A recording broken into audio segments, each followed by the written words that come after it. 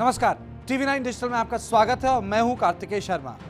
आज मैं आपको बताऊंगा कि पाही-कीवी डॉक्ट्रिन क्या है, क्यों फ्रांस युद्ध टालने के लिए 1947 में फिनलैंड और सोवियत यूनियन के बीच की गई इस डील को यूक्रेन और रूस के रिश्तों की बुनियाद बनाना चाहता है। क्या इस डॉक्ट्रिन से तनाव कम होगा? पहले मैं आपको बताऊंगा कि पाही-कीवी डॉक्ट्रिन क्या है और क्या यूक्रेन की समस्या फिनलैंड की तर्ज पर सुलझ सकती है, जिसे जानकार आज फिनलैंडाइजेशन का नाम दे रहे हैं। लेकिन उससे पहले अपडेट।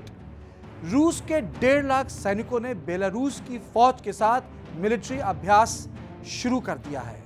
इस अभ्यास का नाम है अलाइड रिजॉल्व। द्वितीय विश्व युद्ध के बाद सबसे बड़ा सैनिक जमावड़ा इस वक्त बेलारूस और यूक्रेन में है। यह सैनिक अभ्यास 10 दिनों तक चलेगा। इसके जवाब में यूक्रेन ने भी मिलिट्री अभ्यास शुरू कर दिया है। डर है कि इस सैन्य अभ्यास के बहाने रूस यूक्रेन पर हमला ना कर दे।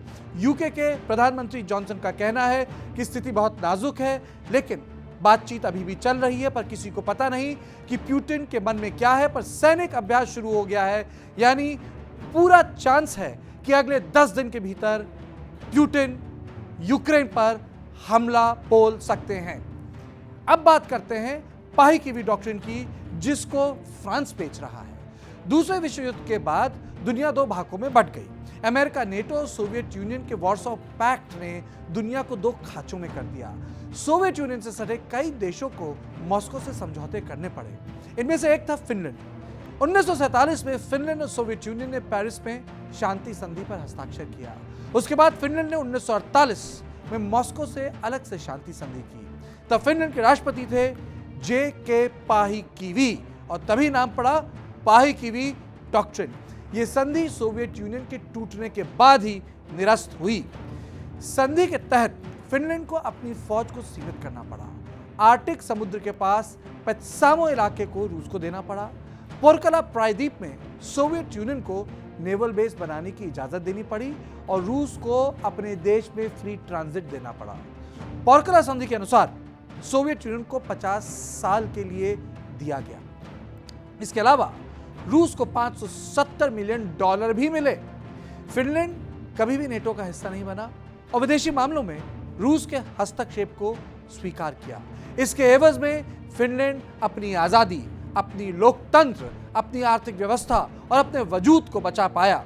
वहीं रूस ने भी फिनलैंड में कभी सत्ता परिवर्तन करने की कोशिश नहीं की। इस संधि को हर 20 साल में फिनलैंड और सोवियत यूनियन रिन्यू करते रहे। फ्रांस का मानना है कि अगर ऐसा ही कोई समझौता रूस और यूक्रेन के बीच हो जाता है तो यूक्रेन भी बच जाएगा और उनके अपने देश का कद भी दुनिया में बढ़ेगा। 1947 में भी फिनलैंड और सोवियत यूनियन की संधि में फ्रांस की भूमिका थी, लेकिन इसके बावजूद सोवियत यूनियन ने एस्टोनिया में अपनी फौज तैनात करके रखी। 1991 में वॉर्सो पैक्ट के टूटने के बाद और सोवियत यूनियन के बिखरने के बाद पीछे छोड़े कई दस्तावेजों से पता चला है कि मॉस्को ने युद्ध के दौरान फिनलैंड पर कब्जा करने का प्लान बनाकर रखा हुआ था। यानी मिलिट्री प्लानिंग ये थी कि कभी युद्ध हो, उस वक्त कोई भी विदेशी सेना फिनलैंड में कदम ना रख पाए, यानी वो पहले जाके हेलसिंकी पर कब्जा कर लें। ये सारी संधियां दोनों के बीच 1939 में हुए युद्ध के बाद हुई। इनको विंटर वॉर्स बोलते हैं।